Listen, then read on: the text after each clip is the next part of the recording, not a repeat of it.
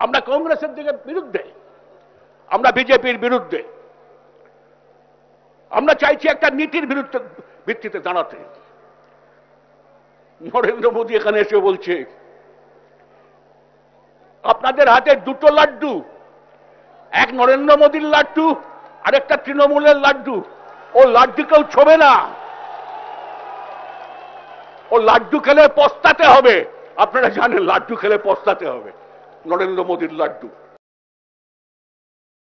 लेकिन एक सेकंड, নরেন্দ্র মোদী তিনিও এক্সে তিনি শোক বার্তা দিয়েছেন বুদ্ধদেব ভট্টাচার্যের প্রয়াণে। প্রাক্তন মুখ্যমন্ত্রী বুদ্ধদেব ভট্টাচার্যের প্রয়াণে তিনি শোক বার্তা দিয়েছেন যে শ্রী বুদ্ধদেব ভট্টাচার্য প্রাক্তন মুখ্যমন্ত্রী পশ্চিমবঙ্গ, তার প্রয়াণে তিনি শোকস্তব্ধ।